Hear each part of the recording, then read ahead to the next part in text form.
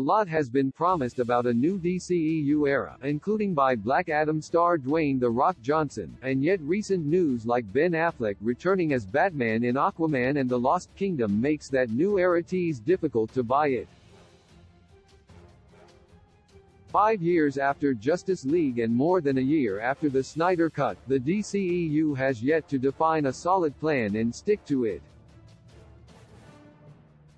The Flash was supposed to rework the DCEU by bringing Michael Keaton's Batman into the canon, but the cancellation of Batgirl and the addition of Ben Affleck in Aquaman 2 indicates that drastic changes may not be happening after all.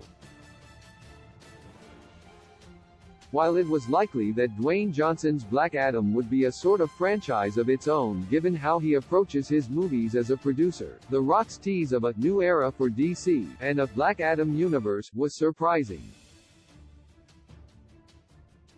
Black Adam will be followed by Shazam, Fury of the Gods, Aquaman and the Lost Kingdom, and The Flash, all of which are direct continuations of previous DCEU stories. The Rock was not the only one to tease a new DCEU future, as Warner Bros. Discovery CEO David Zaslav confirmed that there will be a 10-year plan for the franchise and a reset in how the DC IP is handled. However, if the DCEU was indeed heading into a new era, with a full reboot or not, it would not make sense for Ben Affleck's Batman to be added into Aquaman 2 even if just as a cameo.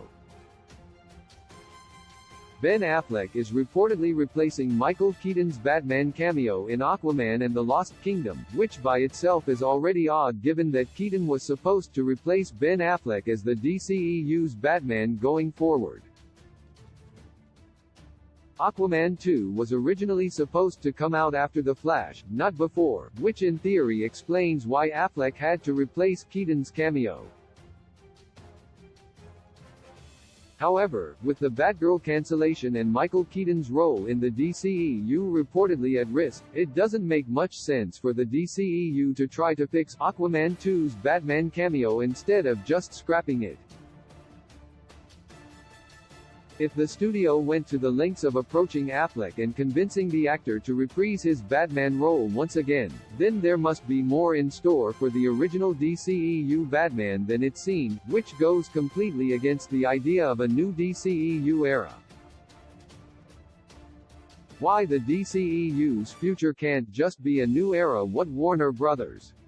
Discovery seems to be realizing is that, unless a complete DCEU reboot happens, there cannot be a new era for the DC films as the franchise already has an extensive canon with a full Justice League cast.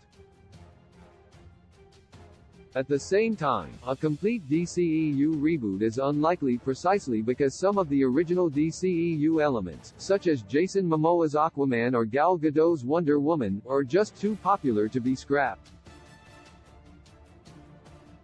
Therefore, without a complete reboot and having to use its big guns, like Batman, to create momentum, the DCEU's future cannot just be a fresh start. Instead, it will most likely be a reorganized version of the universe that started in Man of Steel.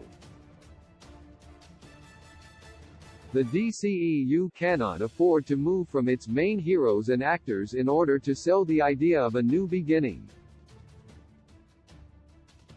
Until a complete DCEU reboot happens, the franchise will still be rooted in the canon created by movies like Batman v Superman and Justice League, for better and worse, as proved by Ben Affleck's Batman in Aquaman and the Lost Kingdom.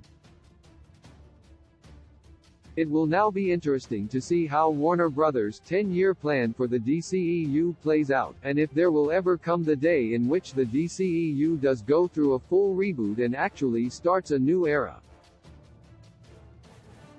Key release dates: Black Adam release date, the 21st of October 2022. Shazam! The Fury of the Gods release date, the 17th of March 2023. Aquaman 2 release date, the 25th of December 2023. The Flash movie release date, the 23rd of June 2023. Blue Beetle release date, the 18th of August 2023.